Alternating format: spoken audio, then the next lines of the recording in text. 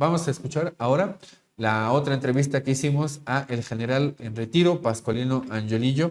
Él, además de ser general en retiro de la Reserva Activa del Ejército Bolivariano de Venezuela, es un intelectual, es además académico y bueno, nos dio una entrevista sobre este tema en particular, el de las sanciones, pero también el poder duro, pero también lo que implica este cerco militar que tiene actualmente Estados Unidos contra Venezuela. Vamos a escuchar.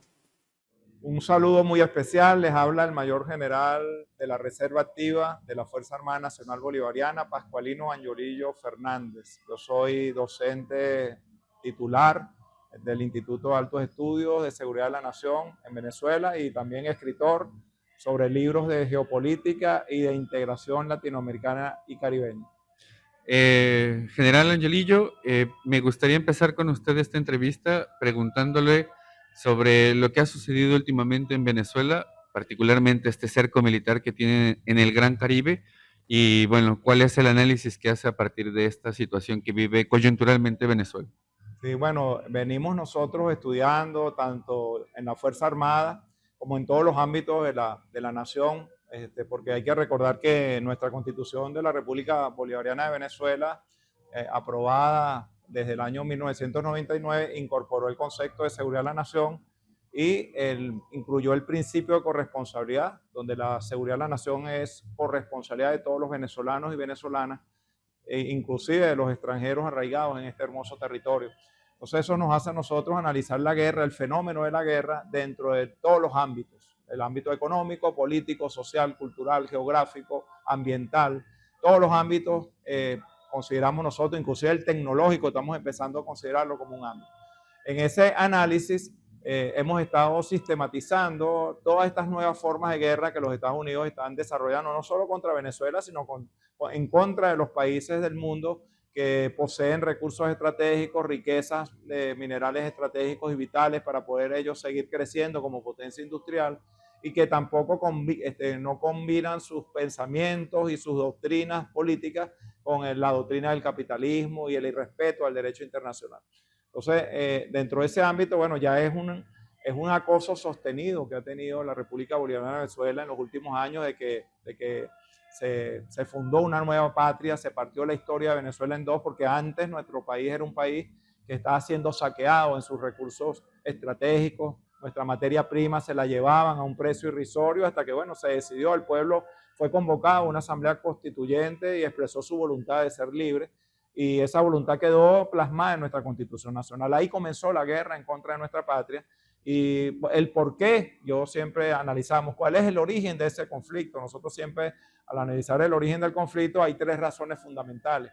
La primera es que, bueno, el pueblo decidió sancionar una constitución que fue a través de una convocatoria que hizo nuestro comandante eterno de la Revolución Bolivariana, Hugo Chávez Frías, hizo una convocatoria al poder constituyente del país, y ese poder constituyente, que es el pueblo, fue consultado y expresó en la Constitución Nacional su deseo de ser libre, o sea, tener libre autodeterminación sobre los recursos que posee el país, tener independencia y soberanía y no ser manejado con imposiciones por parte de potencias hegemónicas. Esa es la primera razón por la cual se origina el conflicto.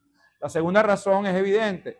Venezuela es un país con grandes riquezas y estamos en este momento frente a una crisis energética mundial. Cuando nosotros analizamos las gráficas de cuál es la producción de petróleo y cómo está el consumo, vemos que las dos líneas ya se sobremontaron e inclusive la línea de consumo está por encima de la línea de producción. Eso indica una crisis sin duda alguna. Cuando analizamos inclusive las reservas estratégicas que los Estados Unidos tienen en sus tanques subterráneos en Luisiana y Texas, nos podemos dar cuenta que de 714 millones de barriles que ellos tenían en reserva, actualmente para el mes pasado, su reserva está en 402 millones de barriles. O sea, ellos han hecho uso de sus reservas de petróleo, sus tanques están por la mitad y les preocupa mucho aquel petróleo que ellos necesitan importar, que viene del Medio Oriente, es un poco más costosa porque hay una ruta marítima mucho más larga, y además de ello, esos barcos pasan por el estrecho de Hormuz, el cual controla un país que está en contraposición a sus intereses injenecistas, como es la digna República Islámica de Irán. Entonces Venezuela certificó en revolución 303 millones de barriles de petróleo bajo nuestro subsuelo. Estamos ocupando, yo digo que el quinto lugar en reservas estratégicas de gas con 202 billones de pies cúbicos. La gente nos ubica en el número 8, pero realmente el gas está asociado al petróleo. Quizás haga falta terminar de certificar oficialmente nuestras reservas. Tenemos la tabla periódica de los elementos en nuestro vasto territorio. Somos un país rico en minerales estratégicos, muy cotizado en estos tiempos de avance tecnológico por las grandes potencias. Y bueno, esta es la segunda razón del conflicto. La tercera razón del conflicto es nuestra distancia al imperio que requiere esos recursos. Y bueno, estamos insertados en una región en la cual nuestra filosofía, nuestra política, nuestra geopolítica internacional se inspira en el pensamiento de nuestro libertador Simón Bolívar, que como ustedes todos saben, fue el libertador de 6 naciones de América Meridional, y nosotros vemos a nuestro querido México como la línea de quiebre hegemónico, es la que recibe las mayores presiones del imperio injerencista que tiene como vecino al norte, y desde ahí parte el sueño de Bolívar, una América Meridional, un bloque continental al sur de Río Grande. Entonces, tenemos 3 razones por las cuales Venezuela está en este momento muy presionada, y las presiones comenzaron a verse en todos los ámbitos. Yo empiezo de atrás hacia adelante. Nosotros, en una etapa de la revolución, aquí hubo una guerra que llamamos guerra económica, pero esa guerra económica viene acompañada de una doctrina, la doctrina muy utilizada por los Estados Unidos para poder estrangular y, como ellos dicen, torcer el brazo de aquellos países que no responden a sus intereses, que es la doctrina del poder duro, la doctrina del poder blando y la doctrina del poder inteligente. La doctrina del poder duro indudablemente viene acompañada de sanciones, boicots, sabotaje a las importaciones, a las exportaciones. También nos aplican, como se lo han aplicado a otros países en los cuales ellos tienen intenciones de intervenir, la doctrina de los estados villanos y forajidos, tratando de poner a Venezuela como un estado narcotraficante, como un estado que no tiene la capacidad de controlar y garantizar la seguridad en la región. Tratan de señalar a algunas de nuestras autoridades constitucionalmente elegidas por el pueblo, que tienen una moral impecable, tratan de mediatizar a las autoridades para descalificarlas ante la comunidad internacional y de alguna manera generar las condiciones para ellos poder adelantar una posible intervención militar. Nos aplican la teoría del caos constructivo. El país ha sido sometido a una presión terrible en cuanto a la identificación de variables que sean desencadenantes y perturbadoras del estado de bienestar. Un ejemplo de ello, nosotros fuimos objeto hace pocos años de un ataque a la empresa eléctrica venezolana, al cerebro de la empresa eléctrica venezolana, que generó un apagón nacional que duró varios días y que, bueno, generó un gran alto grado de insatisfacción y problemas a la población venezolana. Ellos lo hacen como esas nuevas formas de guerra no armada para generar y perturbar y atacar las 3 variables que integran el concepto de Estado-Nación. Ellos desconocen la existencia de los Estados-Nación. Basta con que uno haga un análisis del discurso político de cualquiera de las autoridades imperiales de los Estados Unidos y sus aliados para que uno se pueda dar cuenta de que ellos hablan como si se consideran los policías del mundo. Entonces, en esos ataques, utilizando esas teorías de guerra, ellos lo que están atacando a las 3 variables del Estado-Nación, a la población. ¿Qué atacan de la población? El estado de bienestar. Ellos tratan de afectar continua y sostenidamente el estado de bienestar de la población para buscar quebrar el apoyo popular de la población a quien está ejerciendo el poder dignamente y por mayoría electoral, ejerciendo el poder como presidente constitucional de un país.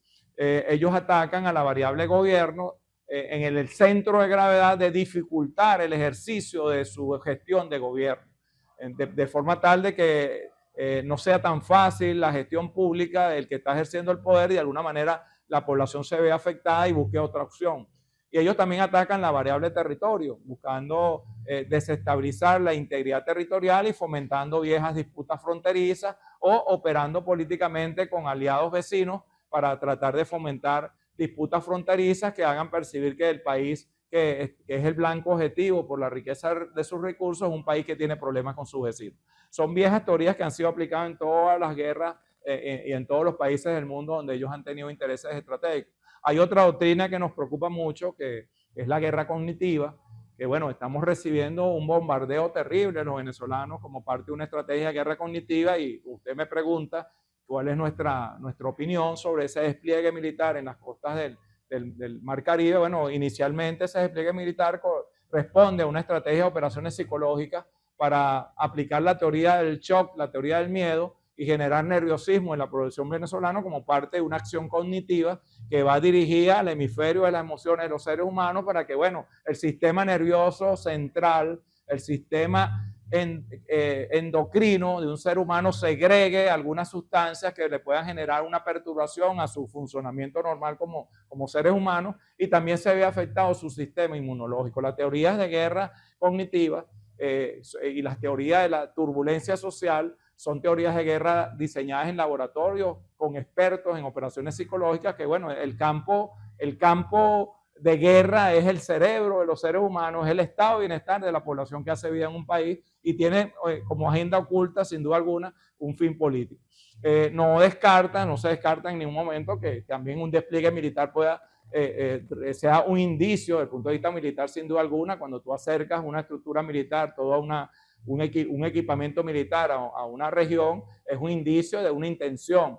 Pero generalmente, bueno, en las evaluaciones geopolíticas que nosotros hacemos, eso responde inicialmente a una estrategia de disuasión, de doctrina del miedo, doctrina del shock, turbulencia social, elementos cognitivos para asustar a la población venezolana, porque desde el punto de vista del análisis estratégico sería muy costoso para ellos que cometieran la locura de querer intervenir en una nación soberana que no está sola en el contexto internacional, una nación que gracias a esa política, a esa geopolítica internacional y a esa geopolítica de paz e integración, está muy bien conciliada con aliados estratégicos y potencias que no son imperialistas, pero que apoyan desde el punto de vista político y en todos los ámbitos a nuestra patria bolivariana. También preocupa a los asistentes de este coloquio de América Latina y el Caribe ante las pretensiones de Estados Unidos, preocupa la presencia de ese contingente militar en el Caribe, porque también es un irrespeto a la soberanía de todos nosotros como región, y también un irrespeto a diferentes acuerdos internacionales en los cuales, bueno, ya lo hemos hablado mucho, la presencia del submarino, un submarino nuclear en nuestra región está violando sin duda alguna convenios internacionales donde se prohíbe, se declara el territorio suramericano y caribeño como una zona de paz. Por lo tanto, está prohibida la fabricación, emplazamiento y uso de armas de destrucción masiva y elementos disuasivos con capacidad nuclear. Es un acto prácticamente de soberbia y agresión que ha recibido la condena internacional, no solo en la reciente cumbre de las Naciones Unidas, sino en las diferentes reuniones regionales que se han desarrollado a lo largo y ancho del planeta. General, en esta amplia explicación que usted nos da, parece que estamos en un escenario de guerra total o de guerra incluso neocortical que afecta precisamente esa parte del neocórtex en donde se aloja una parte importante del cerebro del humano y que incide precisamente sobre el sistema nervioso o incluso sobre el pensamiento complejo que puede tener el humano. En esa guerra psicológica, en esa guerra cognitiva, en esa guerra militar, en ese tipo de guerra de amplio espectro, con todo el análisis que usted nos acaba de hacer, hay otra parte que es interesante y que no siempre suele estar dentro del análisis sobre lo que implica también Venezuela a nivel regional, y es la parte del Amazonas. ¿Qué nos puede decir sobre esa parte del Amazonas? Porque es digamos, en este contexto de crisis energética, estamos también yuxtapuestos sobre otra crisis, que es la crisis climática. Y en ese sentido también hay algo muy puntual que tiene que ver con el Amazonas. Sí, señor. Bueno, qué muy buena pregunta, te felicito, ¿no? Y casualmente tenía aquí unos apuntes porque a veces es difícil retener los números, ¿no? Pero como te dije, estamos frente a una crisis energética mundial donde la curva producción-consumo de petróleo se sobremontó y ya el consumo superó la de producción, y algunos países tienen que recurrir a métodos no tradicionales como es el fracking, cuyos costos operativos son muy altos y no son rentables. Sin embargo, lo han hecho como una medida desesperada.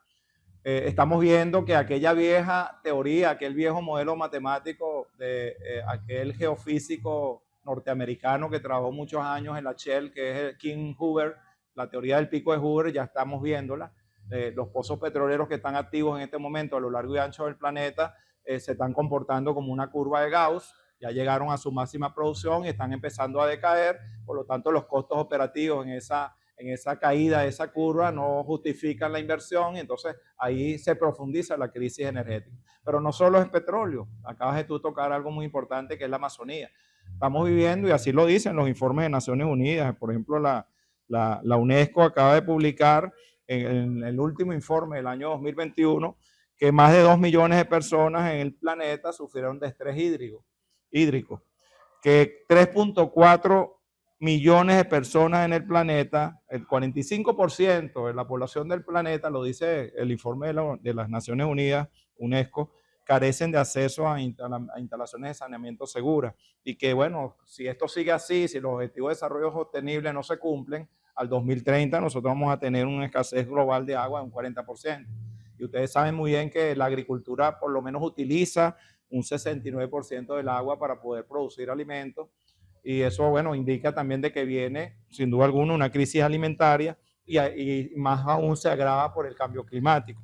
En cuanto a alimentos, estamos en una crisis. Hay una crisis sistémica inclusive en los alimentos y en los informes de las Naciones Unidas, publicados por la FAO, publicados por el Programa de Naciones Unidas de Alimentos y publicados por la UNICEF, para el cierre del año 2021, aparecen que 828 millones de personas en el mundo, es decir, el 9,8% de la población mundial padeció de hambre. Imagínense ustedes qué dolor ver esa cifra. También dicen las Naciones Unidas que 2.300.000 personas, o vamos a hablar en porcentaje para que podamos verlo con mayor facilidad, casi el 30% de la población mundial sufre en este momento, al cierre del año 2021, recientemente, de inseguridad alimentaria. Es decir, ese ser humano sabe lo que va a desayunar, pero no sabe si va a poder almorzar o cenar. Eso lo está diciendo las instituciones serias de las Naciones Unidas. E igualmente, en cuanto a energía eléctrica, se asoma la crisis de energía eléctrica porque se habla de que 660 millones de personas seguirán sin acceso a electricidad y 2.000 millones dependerán de combustibles contaminantes para cocinar. Esa es una realidad que indica que sí hay una crisis energética mundial con graves impactos en los recursos hídricos. Hay una necesidad de explorar minerales y tierras raras para poder entonces buscar otras opciones para la empresa automotriz. Los vehículos eléctricos no son una opción más económica que los de combustible fósil, porque los vehículos eléctricos, para construir un vehículo eléctrico tienen que procesar casi que 300 toneladas de material para obtener exactamente las tierras raras que requieren para construir su tecnología. Es muy costoso, claro, es menos contaminante, pero es muy costoso, pero no es menos contaminante porque construir un vehículo eléctrico requiere procesar toneladas de material que generan contaminación, ese procesamiento, y que generan mucho impacto en el ambiente. Entonces, la Amazonía, que cuando le decimos que ese despliegue militar no solo preocupa a Venezuela, sino preocupa a toda la región, bueno, nosotros somos parte del Tratado Amazónico, son 9 países, y compartimos una Amazonía donde hay recursos hídricos, agua dulce, hay biodiversidad, fuentes inagotables de principios activos para la industria farmacéutica. Acuérdense que los medicamentos que consume la humanidad vienen de los vegetales, de los animales, si es química orgánica, y vienen de los minerales, si es química inorgánica. Entonces, ahí hay una fuente de biodiversidad extraordinaria que también el voraz consumidor industrial, depredador e irracional actor que son en este momento los Estados Unidos necesita controlar, y eso lo hemos visto en la historia desde la doctrina Monroe en 1823. Entonces, vemos que esa realidad, cómo la contrarresta a Venezuela, cuál es la razón por la cual se hacen este tipo de coloquios. Nosotros no somos los dueños de la verdad, nosotros también queremos escuchar las opiniones de las redes intelectuales en defensa de la humanidad que se encuentran desplegados a lo largo y ancho del planeta, del mundo, escuchar sus experiencias, que ellos también escuchen las de nosotros, hacerle a ver a ellos qué es lo que estamos sintiendo nosotros en este momento.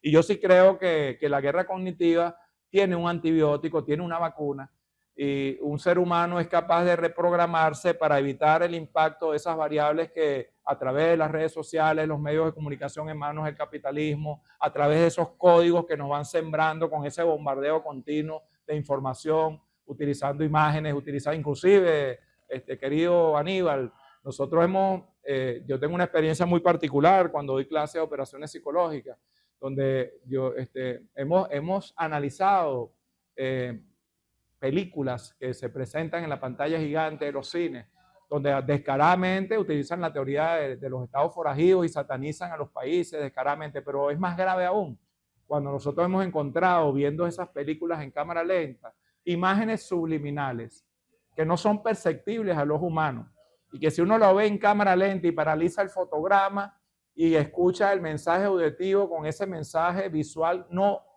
percibido directamente, sino de manera sembrado de manera, digamos, subliminal, también se está buscando un efecto cognitivo en la población. Por ejemplo, te puedo poner un ejemplo. Hay películas de Hollywood que colocan la imagen de Simón Bolívar y que no se puede percibir a simple vista, al menos que lo veas en cámara lenta o veas el fotograma. Y cuando utilizan el símbolo de Simón Bolívar, utilizan un estímulo auditivo en el cual hacen ver que es algo vinculado a algo negativo.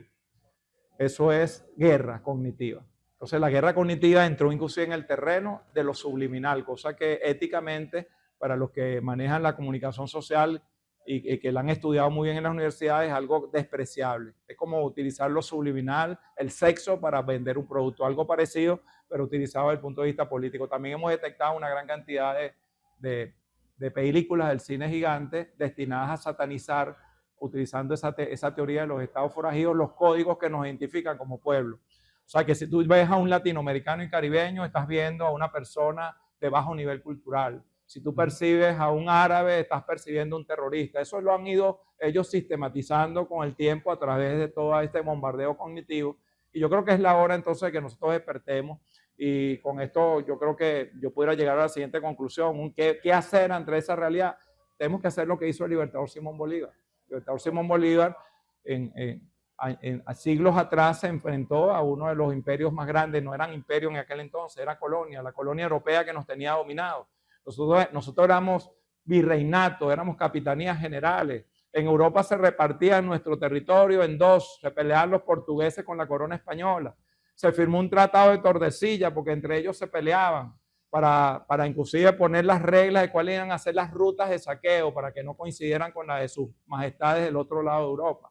Y también se partieron en dos nuestra región, dándole a Portugal unos terrenos y dándole al reino de Castilla y Aragón otros terrenos. Entonces, esa realidad, que son 500 siglos de dominación, fue desmontada por el libertador Simón Bolívar y fue desmontada con acciones precisas, una campaña, una batalla que logró liberar y independizar 6 naciones de nuestra América Meridional. Pero esas acciones tácticas y esas acciones estratégicas vinieron acompañadas de acciones a nivel de la geopolítica internacional. Y es cuando Bolívar escribe la Carta de Jamaica y compara lo que hacían los antiguos representantes del Corintio griego, que era una zona formada por 12 ciudades débiles, que representaban un lugar de alto interés estratégico que era considerado como el ombligo del universo, el Corintio griego, y esos anfitriones, que eran los jefes de las tribus, gente de grandes conocimientos de moral, se reunían en congresos para tratar de establecer alianzas que evitaran que ese enemigo poderoso los controlara. Es decir, el multilateralismo y pluripolaridad que trae Bolívar a estos tiempos, que aquel entonces se llamaba la Confederación del Corintio, y que Bolívar colocó en su proyecto cuando en el año 1824, estando el libertador investido como jefe supremo del Perú, 2 días antes de la batalla de Ayacucho, un 7 de diciembre de 1824, Bolívar convoca al Congreso de Panamá. Es porque en Panamá Bolívar veía que también era un lugar de alto valor estratégico, que era un istmo que separaba al océano Atlántico del océano Pacífico. Lo mismo ocurría en el Corintio. En el Corintio había un istmo que separaba al mar Egeo del mar Jónico. Y los anfitriones construyeron unos rieles de tren que montaban en esos rieles a las embarcaciones, a las rutas de navegación, para que ahorraran un recorrido y evitaran pasar por el Peloponeso Griego, que era una zona de alto riesgo y de saqueo por parte de los imperios poderosos.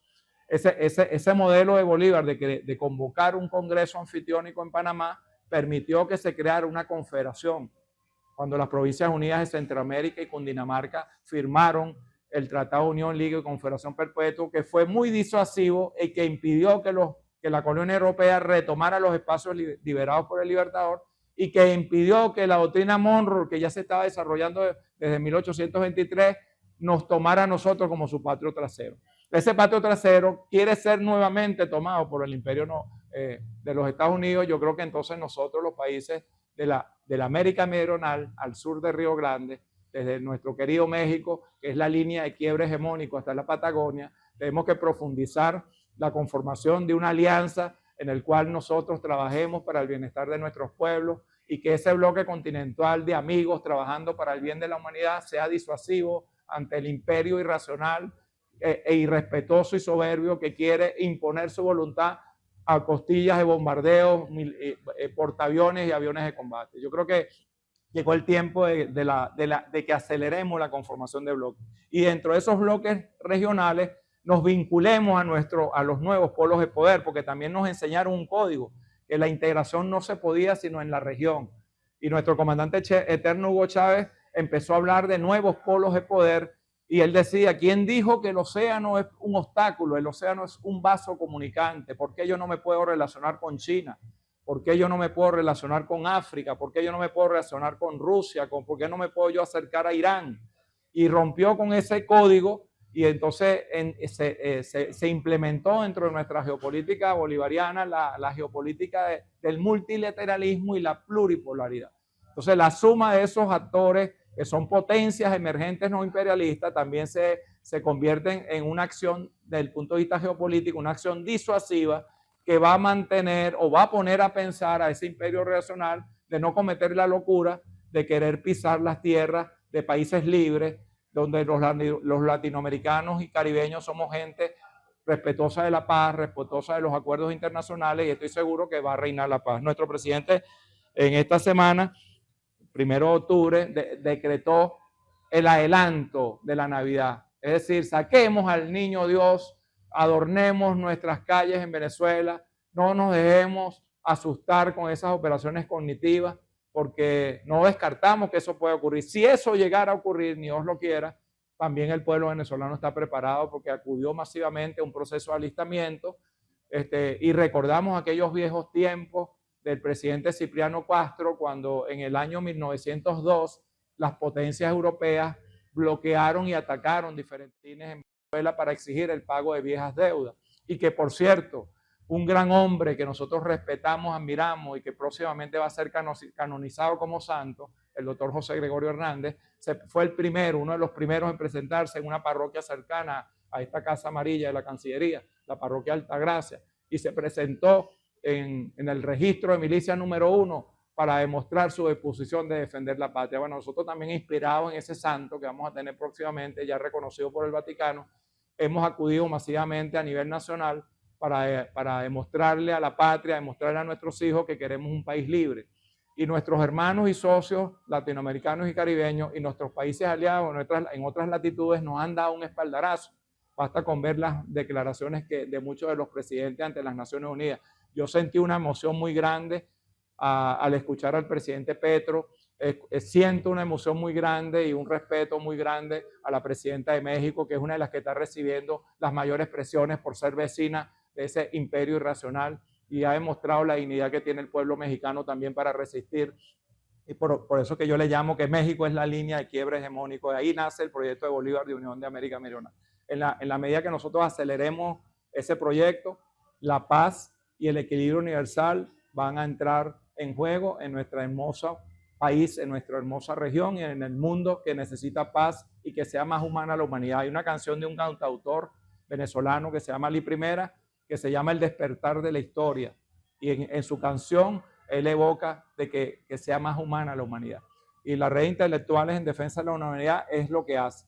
Dan sus recomendaciones, aplican el método científico, hacen sus análisis estratégicos para ver cómo ellos desde su postura como intelectuales pueden dar recomendaciones que alimenten el proceso de toma de decisiones de los que tienen la difícil tarea de llevar las riendas de un país adelante, y se tomen decisiones que sean garantía de paz y equilibrio universal. General Angelillo, el expresidente Andrés Manuel decía que vale la pena volver al sueño de Bolívar. Sí, sí. Y fue una ocasión en la que estuvo reunido en la CELAC cuando tenía la presidencia pro tempore en México, y ese es el llamado que tenemos ahora para hacer frente también a ese imperialismo decadente que es el de Estados Unidos. Le agradezco mucho por su tiempo, por las reflexiones, y bueno, seguimos en contacto. Un honor, Aníbal. Bueno, estábamos escuchando esta entrevista al general Pascualino Angiolillo y solamente destacar acá un aspecto que me parece crucial entender en el tema venezolano.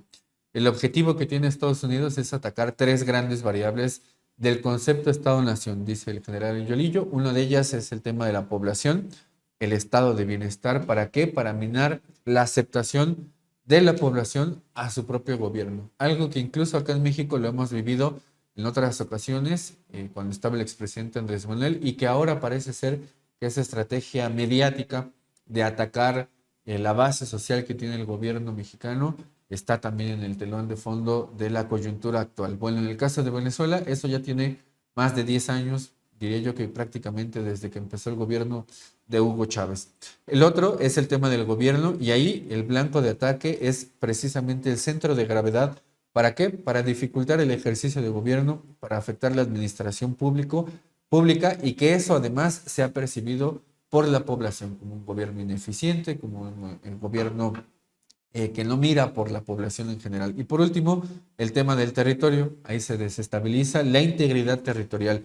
Y en ese caso, y en ese sentido, tiene mucho que ver lo que ha estado sucediendo en la frontera entre Venezuela y la Guyana. Hay un territorio que es la Guyana Esequiba, en donde además hay una gran cantidad de recursos que si se termina reconociendo este territorio, porque lo es así, como parte de Venezuela, pero se necesita un reconocimiento internacional, hay un laudo internacional por ello contra Guyana, bueno, potenciaría mucho más a Venezuela como potencia energética. Y precisamente de eso les vamos a mostrar una gráfica en donde se muestra la cantidad de reservas de petróleo que tiene Venezuela. Es el primer país en esa gráfica, está hasta arriba en rojo y van a ver que no hay ningún país que tenga la cantidad de reservas que tiene Venezuela. Además de ello está el tema del gas y decía el general Angelillo, está reconocido como reservas de gas alrededor como del séptimo, sexto país en reservas de gas, pero